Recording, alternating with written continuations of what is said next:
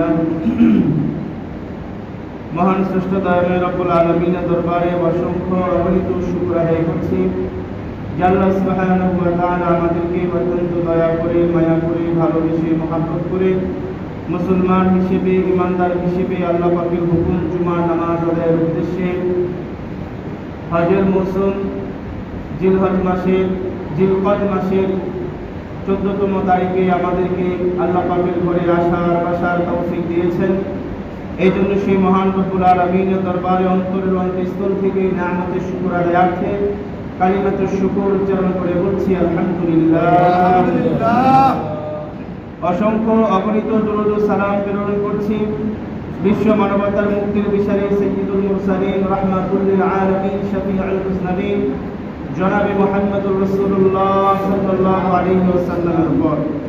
প্রিয় হাজরিন, আল্লাহ পাকের অশেষ মেহেরবানিতে আল্লাহ রাব্বুল আলামিন আমাদেরকে সুস্থতার সাথে বরকতের জিন্দেগি দিয়ে আল্লাহ রাব্বুল আলামিন এই দুনিয়ার সমস্ত ফিতনা ফাসাদ থেকে আমাদেরকে হেফাজত করে হজের মৌসুমের একটি গুরুত্বপূর্ণ মাস, হজের প্রস্তুতির মাস জিলহজ মাসের গুরুত্বপূর্ণ দিন জুমার দিনে আগে ভাগে মসজিদে আসার মতো সুযোগ দিয়েছেন।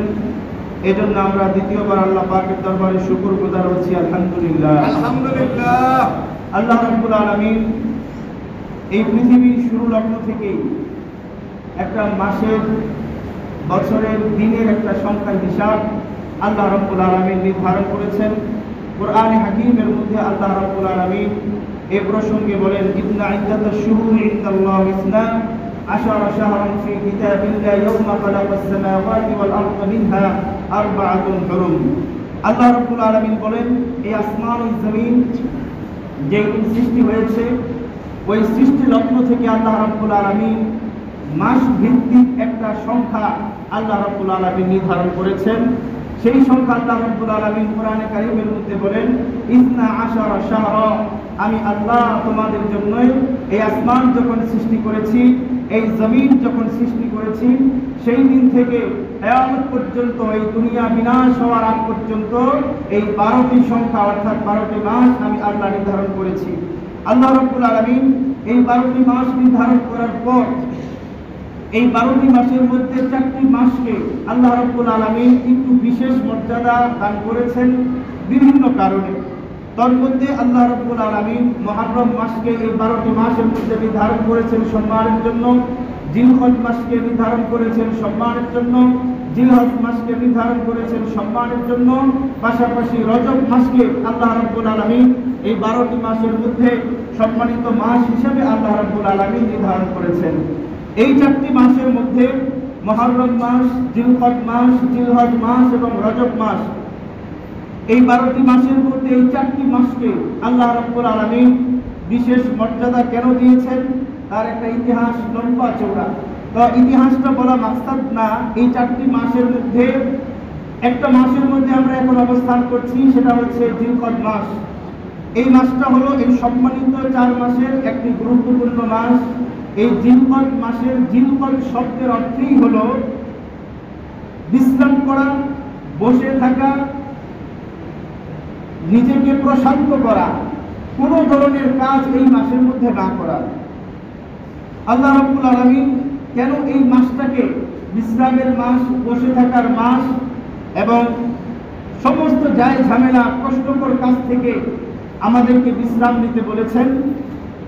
কিতাবের মধ্যে লেখে আল্লাহ রাব্বুল আলামিন এই মাসটা আসার আগে কয়েকটি মাসের মধ্যে আল্লাহ রাব্বুল আলামিন বান্দার উপরে যে সমস্ত ইবাদত বন্দেগী ফরজ করেছেন, আবশ্যক করে দিয়েছেন, এই সমস্ত বন্দেগী দৈনন্দিন কাজের পাশাপাশি আল্লাহ রাব্বুল আলামিন বান্দাকে দিয়ে অতিরিক্ত আরো কিছু ইবাদত, আরো কিছু কাজ, আরো কিছু আমল আল্লাহ তাআলা নিয়েছেন।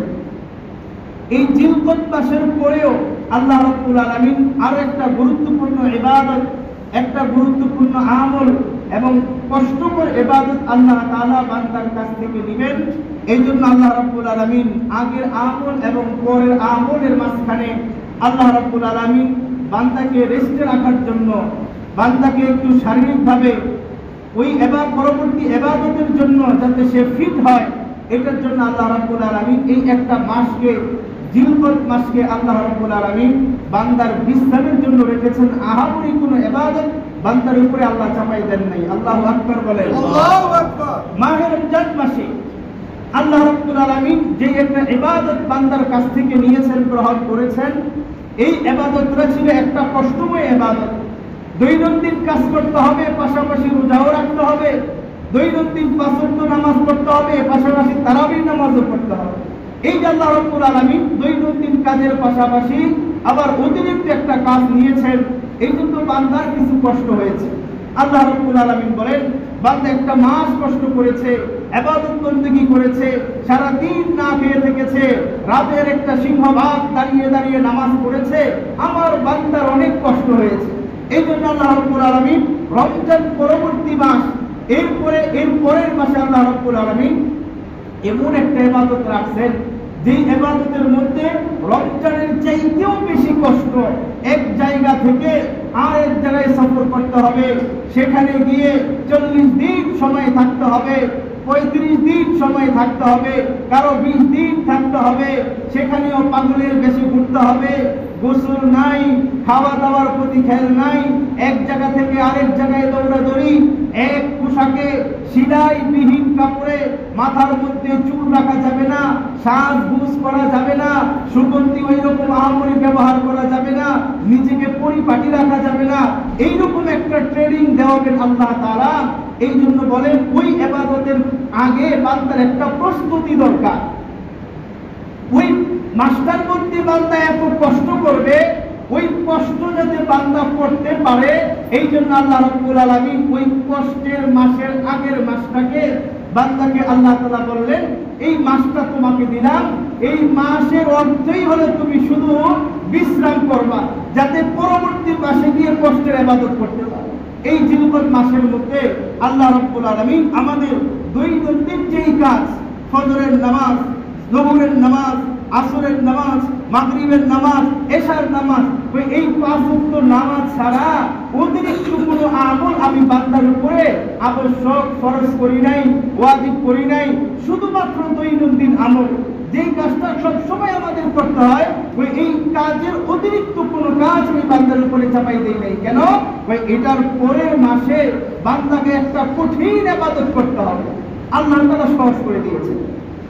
তো এই মাসের মধ্যে বান্দার যাতে কষ্ট না হয়, এই জন্য আল্লাহ রাব্বুল আলামিন আরো কিছু অতিরিক্ত দিক নির্দেশনা দিয়েছেন।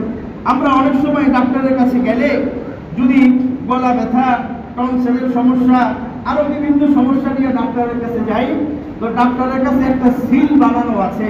ওই সিলটার মধ্যে 4টা 5টা অথবা আরো অনেকগুলো অপশনে 4 লাইন 5 লাইন লেখা, তার উপরে লেখা আছে উপদেশ। ডাক্তার প্রেসক্রিপশন লেখার পরে, তারিখ, বয়স সবকিছু লেখার পরে, রোগ নির্ণয় করার পরে, এরপরে কিছু মেডিসিনের নাম লিখে দেন, এরপরে স্বাক্ষর দিয়ে স্বাক্ষরের উপরে আরেকটা সিল মেরে দেন। ওটার মধ্যে লেখা থাকে গরম পানি দিয়ে, লবণ দিয়ে গড়গড়া করতে হবে, গরম পানি দিয়ে গোসল করতে হবে, গলার মধ্যে কিছু গরম একটা কাপড় পেঁচায় রাখতে হবে, অথবা ইত্যাদি ইত্যাদি দেওয়া থাকে। এটা হলো একটা উপদেশ। এই মেডিসিন আর এই উপদেশ, এই মেডিসিনগুলো সেবন করতে হবে আর উপদেশের উপরে আমল করতে হবে। যদি মেডিসিন সেবন করে, ব্যবহার করে, আর এই উপদেশগুলো মানে, তাহলে এই গলা ব্যথার রোগী, এই টনসিলের রোগী, এই জ্বরের রোগী, এই ঠান্ডার রোগী দ্রুত সময়ের মধ্যে সুস্থতা লাভ করবে। ডাক্তারের উপদেশ। আল্লাহ তাআলা বলেন যে, বান্দা, তোকে আমি এই জিলকদ মাসের আগের মাসে একটা কঠিন ইবাদত দিয়া তোর থেকে একটু কষ্ট নিছি, আবার জিলকদ মাসের পরের মাস জিলহজ মাসে তোকে একটা কঠিন ইবাদত দিয়া আরেকটু কষ্ট নিব। মাঝখানে যে একটা মাস তুমি যাতে বিশ্রামে থাকতে পারো, তোমার আরামে এসে যাতে কষ্ট না হয়, এই জন্য কিছু ইবাদত কমাই দিয়েছি, পাশাপাশি আমার কিছু উপদেশ তোমাকে মানতে হবে, তাহলে এই মাসে বিশ্রামটা তোমার পরিপূর্ণ হবে। সুবহানাল্লাহ বলেন। সুবহানাল্লাহ। এই উপদেশ কি? আল্লাহ তাআলা বলেন, ইয়াসআলুনাকা আনিশ শাহরিল হারামি কিতালিন ফীহি কুল কিতালুন ফীহি কাবীর। আল্লাহর নবীকে প্রশ্ন করা হয়েছে, হে আল্লাহর রাসূল, এই মাসটা সম্মানিত মাস। ওই মাসের মধ্যে আমরা বিশ্রাম করব। আরো পূর্ব উপদেশ আছে কিনা? আল্লাহ তাআলা বলেন, হে নবী, আপনার কাছে আপনার উম্মতরা সাহাবীরা প্রশ্ন করবে, ইয়াসআলুনাকা আনিশ শাহরিল হারাম, হে নবী, এই মাসের মধ্যে আরো কিছু করণীয় আছে কিনা? এই মাসের মধ্যে আমরা কি করব? আল্লাহ নবী বলেন, এই মাসের মধ্যে যুদ্ধ হলো দুই ধরনের। একটা হলো বড় যুদ্ধ, আর একটা হলো ছোট যুদ্ধ।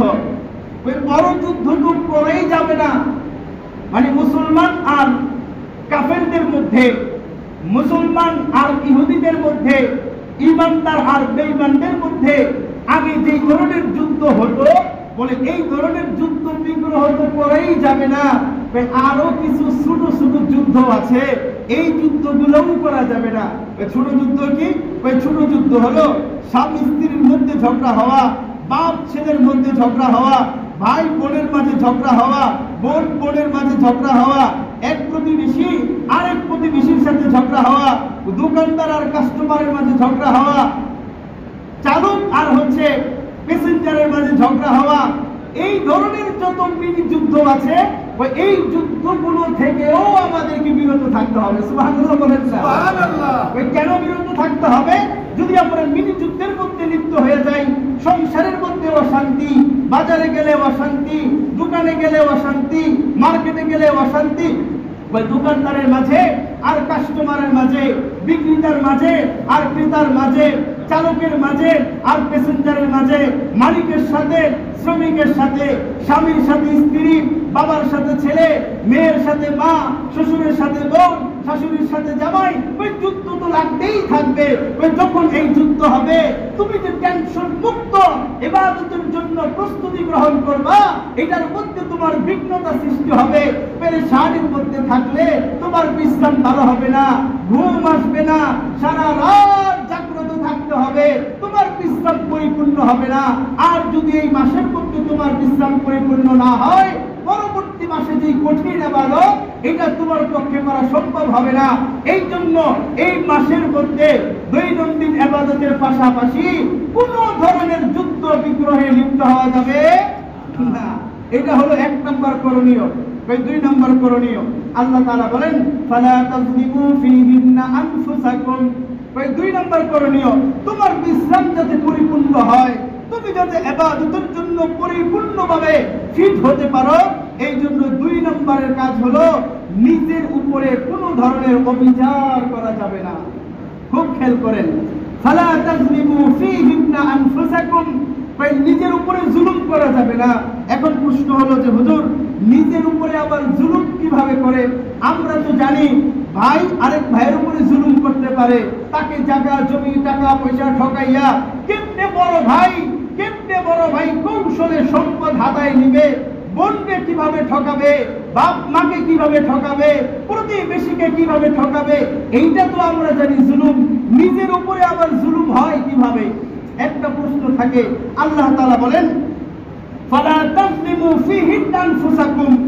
এই 4 মাসের মধ্যে, মুহররম মাসে, জিলকদ মাসে, জিলহজ মাসে, রজব মাসে, এই 4টা মাসের সম্মানার্থে তোমরা নিজেদের উপরে নিজেরা জুলুম করো না। এই অবিচার করতে আল্লাহ নিষেধ করেছেন। এই অবিচারটা হয় হাতের মাধ্যমে, চোখের মাধ্যমে, মুখের মাধ্যমে, পায়ের মাধ্যমে, লেনদেনের মাধ্যমে, কথার মাধ্যমে নিজের উপরে অবিচার হয়। হাতের দ্বারা একজন মানুষকে অন্যায়ভাবে আঘাত করছে, সে নিজের উপরে জুলুম করছে, অপরের উপরে তো জুলুম হয়েছে, এই কাজটা তো তার করা উচিত হয় নাই। যেই কাজগুলোকে আল্লাহ রাব্বুল আলামিন হারাম ঘোষণা করেছেন, ওই কাজগুলো যদি কেউ করে, আল্লাহ তাআলা বলেন ওই কাজগুলো করার নামই হচ্ছে নিজের উপরে জুলুম করা। ওই সুদ খাওয়া হারাম, আল্লাহ এটাকে হারাম করেছেন। ঘুষ খাওয়া হারাম, আল্লাহ এটাকে হারাম করেছেন। অপর এক নারীর দিকে কুদৃষ্টি দেওয়া, বলছে এটা হারাম। মানুষের সম্পদের দিকে কুদৃষ্টি দেওয়া, এটা হারাম। মানুষকে ঠকানো, এটা হারাম। মানুষের সাথে মিথ্যা কথা বলা, এটা গুনাহের কাজ। মানুষকে ধোঁকা দেওয়া, এটা গুনাহের কাজ। এগুলো সব হলো নিষিদ্ধ কাজ। আবার কিছু কাজ আছে আল্লাহ তাআলা করতে বলেছেন, 5 ওয়াক্ত নামাজ পড়তে বলেছেন, পরহেজগারিতা অবলম্বন করতে বলেছেন, হকের উপরে থাকতে বলেছেন, কোরআন মানতে বলেছেন, সুন্নাহ অনুযায়ী জীবন যাপন করতে বলেছেন। এই যে কাজগুলো, ওই নিষিদ্ধ কাজ ছেড়ে দেওয়া আর যেগুলো আল্লাহ তাআলা করতে বলেছেন এগুলো ধরা, এর বিপরীত যদি হয় নিষিদ্ধ কাজ ধরেছে আর যেগুলো ধরার কথা ছিল এগুলো ছেড়েছে, ওই এইটার যদি বিপরীত হয় তাহলে নিজের উপরে জুলুম হয়। আল্লাহ বলেন, এই জুলুম করা থেকে আমি বান্দা তোমাদেরকে এই অন্তত 4টা মাস, বাকি 8 মাস করো আর না করো সেটা আলাদা হিসাব, কিন্তু এই সম্মানিত 4 মাস, মুহররম মাস, জিলকদ মাস, জিলহজ মাস আর রজব মাস, মুখস্থ করে নেন। মুহররম মাস, জিলকদ মাস, জিলহজ মাস, রজব মাস, এই 4টা মাস, এই 4টা মাসের মধ্যে নামাজ ছাড়া যাবে না। আমি যদি নামাজ ছেড়ে দেই নিজের উপরে জুলুম করলাম। এই 4 মাসের মধ্যে সুদের লেনদেন করা যাবে না, আমি যদি করি নিজের উপরে জুলুম করলাম। ঘুষের লেনদেন করা যাবে না, মানুষকে ঠকানো যাবে না, স্ত্রীর সাথে খারাপ ব্যবহার করা যাবে না, পরিবার পরিজনের সাথে খারাপ ব্যবহার করা যাবে না, মা বাবার খেদমত ছাড়া যাবে না, শ্বশুর শাশুড়িকে তাদের উপরে বিভিন্ন কলা কৌশলে জুলুম করা যাবে না, প্রতিবেশীর হক নষ্ট করা যাবে না, বন্ধু বান্ধবের হক নষ্ট করা যাবে না, সামাজিক হক নষ্ট করা যাবে না, রাষ্ট্রীয় হক নষ্ট করা যাবে না, অফিস আদালতের টাইম মেনটেন করে কাজ করতে হবে, মালিককে ধোঁকা দেওয়া যাবে না, আর ইত্যাদি ইত্যাদি হাজারো কাজ আছে যেগুলো আমরা নিজেরাই বুঝি। এই কাজগুলো করলে আমি একজনকে ঠকাই, এই কাজগুলো করলে আমার নিজের গুনাহ হয়, এই কাজগুলো করলে আরেকজনের প্রতি আমার জুলুম হয়। এগুলো বুঝে বুঝে এই 4 মাসে বুঝে বুঝে পদক্ষেপ নিতে হবে। এর বিপরীত যদি হয়, আল্লাহ বলেন, ফালা তাযলিমু ফীহিন্না আনফুসাকুম, যদি এই কাজগুলোর বিপরীত হয় তাহলে তোমাদের উপরে জুলুম হয়। আল্লাহ বলেন, যদি বিশ্রাম করতে হয়, পরবর্তী ইবাদতের প্রস্তুতি নিতে হয়, তাহলে এই ধরনের জুলুম নিজের উপরে করা যাবে না। হাতকে গুটাই নিতে হবে যাতে জুলুমের দিকে প্রসারিত না হয়, হাতকে গুটাই নিতে হবে গুনাহের দিকে যাতে প্রসারিত না হয়, অন্তরকে বুঝাইতে হবে যাতে গুনাহের পরিকল্পনা অন্তরের ভিতরে না আসে। আল্লাহ বলেন, এমন যদি একটা প্ল্যান প্রোগ্রাম করা যায়, আমি এই 4 মাসের মধ্যে অন্তরকে দিব না গুনাহের পরিকল্পনা করতে, হাতকে লাগাবো না গুনাহের কাজে, নিজের জেহেন আর দিমাগকে লাগাবো না গুনাহের কাজ করার জন্য, এই চোখকে আমি তাকাবো না চোখ দিয়ে গুনাহের কোনো জিনিসের দিকে। আল্লাহ বলেন, এরকম একটা প্রশিক্ষণ তুমি যদি 1 মাসের মধ্যে নিতে চাও তাহলে নিতে পারো, তাহলে আমি আল্লাহ তোমাকে সার্টিফিকেট দিলাম, ফালা তাযলিমু ফীহিন্না আনফুসাকুম, যে তুমি একটা পরিপূর্ণ ঈমানদার যে নিজের উপরে জুলুম করো নাই। ও ভাই, জুলুম শুধু ওইটার নাম না যে আমি মানুষের টাকা পয়সা আত্মসাৎ করে নিলাম, আমার ক্ষমতা আছে আমি মানুষকে মারলাম, এটা তো জুলুম। শুধু এটার নাম জুলুম না, আল্লাহ বলেন ওই জুলুম তো আছেই, আবার বান্দা নিজের উপরেও জুলুম করে। এই জুলুম থেকে নিজেকে বাঁচাইতে হবে। আমাদের দিনের ভিতরে, সবার দিনের ভিতরেই তো আছে যে আমি যদি জীবনে একবার মক্কা মদিনা ঘুরে আসতে পারতাম, এরকম আশা তো সবার দিনেই আছে, আছে না নাই ভাই? এটা ছোট লোক হোক, বড় লোক হোক, বৃদ্ধা হোক আর জুয়ান হোক, যুবক হোক, যাই হোক, তাকে যদি জিজ্ঞেস করা হয় যে ভাই তোমার যদি মক্কা মদিনায় যাওয়ার একটা সহজ উপায় হয় তুমি কি যাইবানি, আমার তো মনে হয় এমন লোক পাওয়া যাবে না যে এই কথাটা শোনার পরে বলবে যে না আমি যাব না। এক বন্ধু যদি আরেক বন্ধুরে বলে চল আমি হজে যাইতেছি, তোর নিয়ে যাবো, তোর টাকা পয়সা কিচ্ছু লাগবে না, ও তো 4 পায়ে লাফ দিয়ে দাঁড়ায় যাবে, দোস্ত চল আমার নিয়ে চল। একজন বুড়া, সে চলতে ফিরতে পর্যন্ত পারে না, তাকেও যদি বলা হয় যে মুরব্বী আমার বাবা তো হজ করে যাইতে পারে নাই, আমিও ব্যস্ততার কারণে যাইতে পারতেছি না, আমার বাবার বদলি হজটা আপনারে দিয়া করাইতে চাই, বুড়ার অবস্থা কি হবে বলেন তো? খুশিতে বাগবাগ হয়ে যাবে যে জীবনের স্বপ্ন আজকে পূরণ হবে।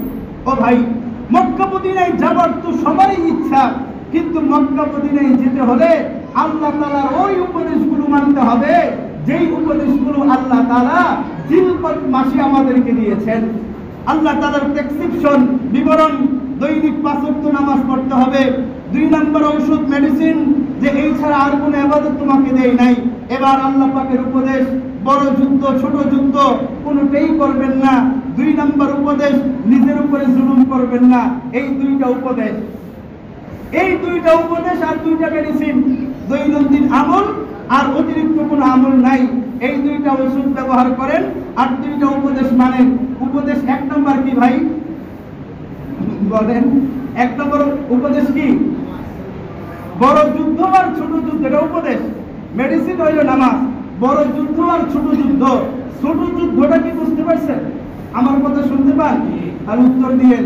বড় যুদ্ধ হলো বেঈমান আর ঈমানদারের মাঝে যুদ্ধ হওয়া, এই যুদ্ধ এখন আপাতত নাই।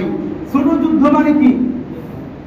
নিজেদের ভিতরে যেটা সাধারণত হয়ে থাকে, এটা হাতাহাতিও হতে পারে, কথা দিয়েও হতে পারে, অথবা দূর থেকে চক্রান্ত করেও হতে পারে। এই ছোট যুদ্ধগুলো করা যাবে না। এই উপদেশটা কার? আল্লাহ। 2 নম্বর উপদেশ হলো নিজের উপরে, জোরে বলেন, নিজের উপরে জুলুম করা যাবে না। এই 2টা উপদেশ যদি মানি আর উপরের 2টা মেডিসিন যদি ব্যবহার করি, তাহলে আল্লাহ তাআলা কার ঘরের মেহমান বানাবেন? জোরে বলেন, কার ঘরের মেহমান বানাবেন? আল্লাহ তাআলার ঘরের মেহমান বানাবেন। আল্লাহর ঘরের মেহমান হওয়ার জন্য তৈরি আছেন তো ইনশাআল্লাহ? আল্লাহ কবুল করুন, বলেন আমিন।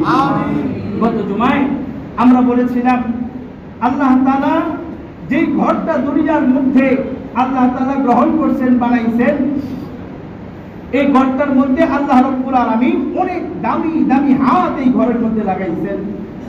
এই ঘরের মধ্যে সবচেয়ে দামি হাত যার লাগছে তিনি হলেন আমাদের নবী। নাম বলেন হযরত মুহাম্মদ সাল্লাল্লাহু আলাইহি ওয়াসাল্লাম। তার হাত লাগাইছেন। তার আগে যার হাত লাগাইছেন, আদম থেকে শুরু করে বিশ্বনবী পর্যন্ত যত হাত আল্লাহ তাআলা এই ঘরে লাগাইছেন, সবার হাত কি আল্লাহ এই ঘরে লাগাইছেন? সবার হাত কি লাগাইছেন? লাগান নাই। আল্লাহ এটার জন্য নির্বাচিত কিছু মানুষের হাত আল্লাহ লাগাইছেন। ওই নির্বাচিত মানুষের মধ্যে সবচেয়ে দামি হাতরা যার ছিল তিনি হলেন সাইয়্যিদুনা ইব্রাহিম আলাইহিস সালাতু ওয়াস সালাম। এই হাতটা এত দামি, এই পরিবারটা এত দামি, আল্লাহ তাআলা হজের কার্যক্রমের মধ্যে অধিকাংশ কাজকে ওই ইব্রাহিম আলাইহিস সালাতু ওয়াস সালামের স্মৃতিচারণ রেখে দিয়েছেন। আল্লাহু আকবার বলেন। ইব্রাহিম আলাইহিস সালাতু ওয়াস সালাম যেই পাথরের মধ্যে দাঁড়াইয়া এই কাবার নির্মাণ কাজ করছেন, ওই পাথরের নাম কি? জোরে বলেন, হাদিস আমরা বলেন না কেন? মাকাম ইব্রাহিম। ইব্রাহিম আলাইহিস সালাতু ওয়াস সালাম যেই পাথরের মধ্যে দাঁড়াইয়া, ইতিহাস আপনারা জানেন যে পাথর উপরে ইট লাগানো দরকার, ওই পাথর অটোমেটিক উপরের দিকে উঠে গেছে। সুবহানাল্লাহ বলেন না? এটা দিয়েছেন কে? আল্লাহ। কোনো ইঞ্জিন সেখানে ছিল না, আজকের এই আধুনিক লিফট সেখানে ছিল না যে শত শত মানুষ নিয়ে দৌড়াইয়া উপরে উঠে যাবে, আবার সুইচ টিপলে নিচে নামবে। ওই সময় এত আধুনিকতা ছিল না। ওই সময় যে মাচা বানাইতে হবে, আমাদের তো অনেক মিস্ত্রি আছে যারা ওই যে উপরে ছাদের কাজ করতে গিয়া তারা হলো মাচা তৈরি করে নেয়, যে তাদের এতটুকু হাত দিয়া হয়, ওই এর উপরে আর হাত দিয়া সম্ভব না, তখন মাচা তৈরি করে মাচার উপরে দাঁড়াইয়া পরে ইট গাঁথে, প্লাস্টার করে, আরো কত কাজ করে। ওই সময় তো ইব্রাহিম আলাইহিস সালাম মাচা কি জিনিস সেটাই জানতেন না, তো কাবা ঘরের কাজ করবেন কিভাবে? আল্লাহ তাআলা কোরআনে হাকিমের সূরা বাকারার মধ্যে বলেন যে ইব্রাহিম আলাইহিস সালাতু ওয়াস সালামকে আল্লাহ রাব্বুল আলামিন একাধিক পরীক্ষা নিয়েছেন বিভিন্ন বিষয়ে। একবার অগ্নি পরীক্ষা, ইতিহাস আপনাদের জানা। আচ্ছা বলেন তো, ইব্রাহিম আলাইহিস সালাতু ওয়াস সালাম অগ্নি পরীক্ষায় পাস করেছেন না ফেল করেছেন? কত নাম্বার পেয়ে পাস করেছেন? জিপিএ 5 পেয়ে গেছেন। সুবহানাল্লাহ বলেন। মানে গোল্ডেন এ প্লাস অগ্নি পরীক্ষা। দ্বিতীয় পরীক্ষা, ওই ফ্যামিলি বিসর্জন দিতে হবে, ওই ফ্যামিলির সাথে আর তুমি থাকতে পারবা না, ওই সন্তান রে আর বিবির নিয়ে সেই মরুভূমিতে রেখে আসো। এই পরীক্ষায় ইব্রাহিম পয়গম্বর পাস করছেন না ফেল করছেন? পাস করছেন। কিছুদিন যাওয়ার পরে আল্লাহ তাআলা বলেন, ইব্রাহিম পোলাটা তো বড় হয়ে গেছে, যে পোলাটারে আমার জন্য জবাই দিতে হবে। এই জবাই পরীক্ষার মধ্যে ইব্রাহিম পাস করছেন না ফেল করছেন? পাস করছেন। অগ্নি পরীক্ষায় পাস, ফ্যামিলি বিসর্জনে পাস, সন্তান কুরবানিতে পাস, আরো জীবনে যত পরীক্ষা দিয়েছেন, জন্মের পর থেকে মৃত্যু পর্যন্ত পয়গম্বরের জীবনে পরীক্ষা আর পরীক্ষা। আল্লাহ তাআলা আখির জামানার পয়গম্বর মুহাম্মদুর রাসূলুল্লাহ সাল্লাল্লাহু আলাইহি ওয়াসাল্লামকে সূরাতুল কাহফের মধ্যে ইতিহাস আছে সান্ত্বনা দিচ্ছেন। ভাই দোস্ত, আপনি যে মাঝে মাঝে তায়েফের ময়দানে গিয়া কষ্ট করলেন, মাতৃভূমি ছাইরা কষ্ট করলেন, আপনি এটা ভাইবেন না কষ্ট শুধু আপনি একাই করছেন। ওই আপনার আগে জাতির পিতা ইব্রাহিম পয়গম্বরকে আমি যেই কষ্ট দিয়েছি তার কিঞ্চিত পরিমাণ আল্লাহ আমি আপনাকে কষ্ট দেই নাই। আল্লাহু আকবার বলেন। আল্লাহ সান্ত্বনা দিয়েছেন। এত কষ্ট করেছে আপনার পূর্বের পয়গম্বররা, যে কষ্ট আপনাকে এখনো দেই নাই। নবী শান্ত হয়ে গেছে। ইব্রাহিম পয়গম্বর এত পরীক্ষা দেওয়ার পর আপনারা একটা ইতিহাস জানেন, স্বর্ণ যে অলংকার যে তৈরি করে, এই অলংকারের মধ্যে শুধু খাঁটি স্বর্ণ দিয়েই অলংকার তৈরি হয় না, এটার সাথে আরেকটা জিনিস যুক্ত করতে হয়। এটার নাম কি? খাট। খাট আর স্বর্ণ দুইটা মিলাইয়া মহিলাদের নানান অলংকার হয়। এখন আপনি বিশেষ প্রয়োজনে আপনার স্ত্রীর কানের দুল, গলার হার বিক্রি করবেন, স্বর্ণকারের দোকানে যাওয়ার পরে স্বর্ণকার কি করবে? আগে আগুনে পুড়বে। আগুনে পোড়ার পরে ভেজাল যেই জায়গাটা আছে ওইটাকে আলাদা করে দিবে। এরপরে নিরেট স্বর্ণ যেটা, এটার মূল্য আপনার কাছ থেকে ধরবে যে এটার মূল্য এত টাকা আসে। ঈমানকে পরিপক্ব করতে হইলে, ঈমানকে শক্তিশালী আর মজবুত করতে হলে ঈমানের পরীক্ষা দিতে হয়। আল্লাহ তাআলা এই পৃথিবীতে যত পয়গম্বর আর যত রাসূল, যত নবী পাঠাইছেন সবাইকে ঈমানি পরীক্ষা দিতে হয়েছে। যে যত বেশি বাড়ি পরীক্ষা দিয়েছেন আল্লাহ তাআলা তার মাকাম, তার মর্যাদা, তার শ্রেষ্ঠত্ব তত বাড়ায় দিয়েছেন। সুবহানাল্লাহ, সুবহানাল্লাহ। এজন্য ইব্রাহিমের দাম এত বেশি। ইব্রাহিম পয়গম্বর যখন পরীক্ষায় পাশ করেছেন, লম্বা ইতিহাস, আল্লাহ তাআলা তাকে কাবা ঘর সংস্কারের একটা জিম্মাদারি আল্লাহ তাকে দিয়েছেন। সুবহানাল্লাহ বলেন। আল্লাহ কোরআনে বলেন, লম্বা ইতিহাস সবাই তো শেষ হয়ে গেল। আল্লাহ কোরআনে বলেন ইব্রাহিমকে পরীক্ষা নিরীক্ষা করার পরে এটা প্রমাণিত হয়েছে যে ইব্রাহিম তামাম পৃথিবীর সমস্ত মানুষের ইমাম হওয়ার, নেতা হওয়ার যোগ্যতা রাখে। আল্লাহু আকবার বলেন। ওই যুগে ইব্রাহিম পয়গম্বরের যুগে আল্লাহ রাব্বুল আলামিন ইব্রাহিমকে কি বানাই দিয়েছেন? নেতা বানাই দিয়েছেন। তাহলে আল্লাহর এই নিয়ম অনুযায়ী বোঝা যায় নেতা হওয়ার জন্য আগে কি দেওয়া লাগে? জোরে বলেন, পরীক্ষা দেওয়া লাগে। পরীক্ষা নিরীক্ষায় পাস হইলে তারপরে নেতা হওয়া যায়। এর আগে আল্লাহর নিয়ম অনুযায়ী নেতা হওয়া, জোরে বলেন, নেতা হওয়া যায় না। আল্লাহ তাআলা যখন নেতা বানাইছেন এই জন্য এই নেতার হাতটাকেও দামি বানাই দিয়েছেন। আল্লাহ তাআলা বলেন এই দামি হাত দিয়া তোমাকে আমার ঘরের কাজ করতে হবে। ওই তুমি হও রাজমিস্ত্রি, তোমার ছেলে পয়গম্বর ইসমাঈলের বানাও তোমার সহযোগী, বাপ বেটা মিলা কাজ শুরু করে দাও। দুইজনে কাজ শুরু করে দিয়েছেন, কাজ করতেছেন। কিছুদিন যাওয়ার পরে আর হাতের নাগাল পায় না। আল্লাহ তাআলা পাথরকে হুকুম দিলেন যে ইব্রাহিমের যখন যেটা করা দরকার ওইটা করো। পয়গম্বর ইব্রাহিম পাথরের উপরে দাঁড়াবে। আচ্ছা বলেন তো পাথর নরম না শক্ত? কেমন শক্ত? অনেক শক্ত। ইব্রাহিম আলাইহিস সালাতু সালাম যখন তার পা মুবারক দিয়া পাথরের উপরে দাঁড়াইছেন, পাথরের মধ্যে আল্লাহ তাআলার ওই হুকুম অনুযায়ী এখনো হাদিস যারা আছেন তারা গেলে দেখবেন দুইটা পায়ের ছাপ আছে। দুইটা ইব্রাহিম আলাইহিস সালামকে দাঁড়াইছেন, এই দাঁড়ানোর দুইটা ছাপ লাগে আছে। পাথর ভদ্রতার সাথে, আদবের সাথে নিজেকে এত নরম করে দিয়েছেন যাতে ইব্রাহিম পয়গম্বরের কষ্ট না হয়। নবী দাঁড়াইছেন আর পাথর নিচের দিকে চলে গেছে। সুবহানাল্লাহ বলেন। ইব্রাহিমের এখন উপরে ইট লাগানো দরকার, পাথর অটোমেটিক উঠে গেছে, সুইচ দেওয়া লাগে নাই, পাথরকে বলা লাগে নাই, আবার নিচে নামা দরকার, আবার নিচে নেমে গেছে। ইব্রাহিম আলাইহিস সালাম কাজ কমপ্লিট করার পর এইপরে তো একটু পরিষ্কার পরিচ্ছন্নতা দরকার। কথাগুলো খেয়াল করেন। আল্লাহ রাব্বুল আলামিন কোরআন হাকিমের মধ্যে বলেন তাহহিরু বাইতিয়া লিত-তাইফিন ওয়াল আকিফিন ওয়া রুকাই সুজুদ। বলে ইব্রাহিম আর ইসমাঈল এই দুইজনে মিলা এবার আমার ঘরটারে ঝাড়ু দাও। সুবহানাল্লাহ বলেন না? সুবহানাল্লাহ। আল্লাহর ঘর ঝাড়ু দিয়েছেন কে? ওর নাম বলেন, কে দিয়েছেন? ইব্রাহিম আর ইসমাঈল। আমাদের চাইতে দাম কম না বেশি? কেমন বেশি? অনেক বেশি। তাদের নাম ইব্রাহিম খলিলুল্লাহ, ইসমাঈল জাবিহুল্লাহ, আল্লাহ তাআলার পয়গম্বর।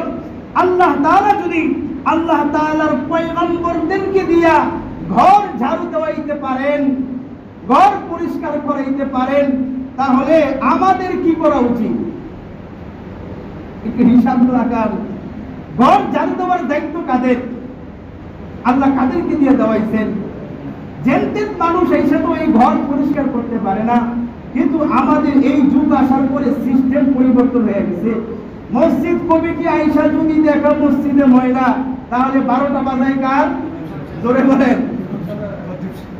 ইমাম, খতিব আর খাদেম আর মুয়াজ্জিন যা আছে এর চাকরি চলে যাওয়ার উপক্রম হয়ে যায়, অথচ এই মসজিদ পরিষ্কার করার দায়িত্ব কার? জোরে বলেন। সবার। জোরে বলেন। সবার। আগে তো ছিল নবীদের, নবীদের দায়িত্ব, নবীদের দায়িত্ব ছিল মসজিদ পরিষ্কার করা, নবীদের দায়িত্ব ছিল মসজিদ আবর্জনা আর অপবিত্র মুক্ত রাখা। আল্লাহ কোরআনে আদেশ করে দিয়েছেন। আর আজকের মসজিদ কমিটি, মসজিদ সভাপতি হইলে অথবা বড় কেউ হইলে আইসা মসজিদের ভুল ধরে যে মসজিদে ময়লা কেন, মসজিদে মাকড়সা কেন, মসজিদের দরজা খোলা কেন। আরে ভাই, আল্লাহ তো এই কাজের জিম্মাদারি দিয়েছে, আপনার ইমাম সাহেবকে দেয় নাই। ইমাম সাহেবের কাজ তো হলো নামাজ পড়ানো। ইমাম সাহেব তো তিনি লিডার, এই হলো মুসল্লিদের লিডার, নেতা। আমার কথায় কষ্ট পেয়েন না, এটা আল্লাহর কোরআন। আনতাহিরা বাইতিয়া লিত-তাইফিন, আল্লাহ বলেন ইব্রাহিম তোমার ছেলেকে নিয়ে আবার মসজিদ পরিষ্কার করো। এই বলে যে আযান দাও, ওয়াযিন ফিন নাস বিল হজ্জি ইয়াতুকা রিজালান ওয়া আলা কুল্লি দাবিরি ইয়াতিনা মিন কুল্লি ফাজ্জিন আমিক। ঘর বানাইছে নবীকে দিয়া, এইবার আবার পরিষ্কার করাইছে নবীকে দিয়া। এইবার এবার একটা আযান দিয়ে দেন। আল্লাহ কিসের আযান দিব? হজের একটা এলান দিয়ে দেন। এখানে তো কেউ নেই, আযান কে শুনবে? তোমার কাজ আযান দাও, আযান দাও। মসজিদে নামাজ পড়তে কে আসবে না আসবে তো আমি আল্লাহর কাজ। এই কাজ কার? তৌফিক দিবেন কে? আল্লাহ। ইমাম সাহেবের কাজ হলো মসজিদের মাইক চালু করে আল্লাহু আকবার, আল্লাহু আকবার। নামাজের টাইম হইছে তো নামাজ পড়াবে, ইমাম সাহেবের দায়িত্ব শেষ। আর বাকিদের কাজ হলো আল্লাহ তৌফিক দিলে মসজিদে আসতে পারবেন, আর তৌফিক না দিলে এই পোড়া কপালে মসজিদে আসা কিনা সম্ভব না। এটা তৌফিক দিবেন কে? আল্লাহ। আযান দিয়ে দিলেন। ইব্রাহিম আলাইহিস সালাতু ওয়াস সালাম ওই যে পাথরে দাঁড়াইয়া কাজ করছিলেন, সেই পাথরটা যারা মক্কা মদিনা ঘুরে আসছেন, হাদিস কিছু সামনে আছে, তারা দেখে আসছেন একেবারে কাবা ঘরের পাশেই রেখে দিয়েছে। কত বছর আগের পাথর। ইব্রাহিম আলাইহিস সালাতু ওয়াস সালাম দাঁড়াইয়া শুধু কাজ করছেন, পায়ের কত দাম। নবীজির জমানায় নবী যতবার কাবার তওয়াফ করছেন ততবার পাথরের কাছে আইসা 2 রাকাত নামাজ পড়ছেন। আল্লাহু আকবার বলেন। এখনো হাদিস আপনারা সুযোগ পাইলে ওখানে নামাজ পড়ে। ইব্রাহিম পাথরের মধ্যে দাঁড়াইছেন, এই বরকতে আল্লাহ 2 রাকাত নামাজকে আবশ্যক করে দিয়েছেন। সুবহানাল্লাহ বলেন। সুবহানাল্লাহ। ইব্রাহিমের স্ত্রী হাজেরা ওই পানি পাওয়ার জন্য সাফা মারোয়া একটু দৌড়াদৌড়ি করছিল, ইতিহাস জানেন। এই দৌড়াদৌড়িটাও ইব্রাহিমের স্ত্রীর কত দাম, মানে ফ্যামিলিটার দাম বুঝেন। ওই স্ত্রী একটু দৌড়াইছে, একবার ডাইনে আরেকবার বামে, এক পায়ে সাফা আরেক পায়ে মারোয়া, দৌড়াদৌড়ি করে পানি তালাশ করছেন। পানি তো আল্লাহ ব্যবস্থা করেই দিবেন। এই দৌড়াদৌড়িটা আল্লাহর কাছে এত পছন্দ হয়েছে, ওই জমানা থেকে আজকে পর্যন্ত সাফা মারোয়ায় দৌড়াদৌড়ি করে হাজী সাহেবের জন্য একটা আমল বানাই দিয়েছেন। সুবহানাল্লাহ। ছেলে ইসমাইল শুয়া শুয়া পানির পিপাসায় কাতরাচ্ছেন, ওই পা দিয়ে একটু নাড়াচাড়া দিয়েছেন ইসমাইল, ওই আল্লাহ তাআলা ওখান থেকে পানির একটা ফোয়ারা জারি করে দিয়েছেন। সুবহানাল্লাহ বলেন। ইব্রাহিম আলাইহিস সালামের ভাষা ছিল সুরিয়ানি ভাষা। আমরা যে ঝমঝমকুট বলি, এই ঝম এটা আরবি শব্দ না, এটা হলো সুরিয়ানি ভাষা। এর অর্থ হইল থামো থামো। যখন ইসমাইলের আম্মা দৌড়ে আইসা দেখেন ছেলের পায়ের নিচ থেকে পানি বের হচ্ছে আর পানি চতুর্দিকে ছড়াই যেতেছে, উনি দিশেহারা হয়ে পানিতে বলতেছেন, পানির সাথে কথা বলা শুরু করছেন, জম জম জম, মানে পানি থাম থাম, যাইস না। আল্লাহ তাআলা এই শব্দটাকে আল্লাহর কাছে এত ভালো লাগছে, আল্লাহ তাআলা ওই দিন থেকে আজকে পর্যন্ত এটার নাম বানাই দিয়েছেন জমজমকুট। সুবহানাল্লাহ বলেন। এই বাবা পাথরের মধ্যে দাঁড়াইছে, পাথরের আশেপাশে নামাজ পড়া আল্লাহ আবশ্যক করে দিয়েছেন। স্ত্রী সাফা মারায় দৌড়াইছে, হাজী সাহেবের জন্য দৌড়াদৌড়ি এটাকে একটা আমল বানাই দিয়েছেন। ছেলে পানির জন্য পা নাড়াইছেন, ওই পা নাড়াটাও আল্লাহর কাছে পছন্দ হয়ে গেছে, আল্লাহ সেখান থেকে জমজমকুট জারি করে দিয়েছেন। সুবহানাল্লাহ বলেন। আর আমাদের তো ফ্যামিলি, ইব্রাহিমের ফ্যামিলি, স্ত্রী বরকতময় স্ত্রী, সন্তান সেও পয়গম্বর, বাবা নিজেই পয়গম্বর। আর লম্বা ইতিহাস আছে, টাইম শর্ট। এবার আমাদের ফ্যামিলির সাথে মিলান। বাবা নামাজ পড়লে স্ত্রী নামাজ পড়ে না, স্ত্রী নামাজ পড়লে পোলায় নামাজ পড়ে না, পোলায় নামাজ পড়লে মাইয়ায় নামাজ পড়ে না, মাইয়ায় নামাজ পড়লে মায় নামাজ পড়ে না। এদের পায়ের নিচ থেকে জমজমকুট বের হবে না, অন্য কিছু কারখানা বের হবে। ভাই ছেলের বালিশের নিচ থেকে তো জমজম কূপ বের হবে না, ছেলের বালিশের নিচ থেকে অনেক কিছু পোটলা বের হবে, মেয়ের মোবাইল ফোন থেকে জমজম কূপ বের হবে না, ওই মোবাইল ফোনের মেসেঞ্জার থেকে শত শত যুবকের লিস্ট বের হবে কি হবে না? এটা তো আমাদের ফ্যামিলির অবস্থা। ভাই স্বামী যদি দেশে না থাকে স্ত্রীর স্বামীর অভাব হয় না, আবার যদি স্ত্রী কালো হয় স্বামীর স্ত্রীর অভাব হয় না। এটা হলো আমাদের ফ্যামিলির ব্যাকগ্রাউন্ড। কত সুন্দর আমাদের ইতিহাস, আর পয়গম্বরের ইতিহাস কত সুন্দর। তো ভাই আল্লাহ তাআলা এই ফ্যামিলির পুরো ইতিহাসটাকে আল্লাহ তাআলা হাজিদের জন্য বিভিন্ন জায়গায় তার স্মৃতিচারণ রেখে দিয়েছেন। ইব্রাহিম আলাইহিস সালাম যা করছেন, হাজেরা যা করছেন, ইসমাইল যা করছেন, সবগুলো হজের কার্যক্রম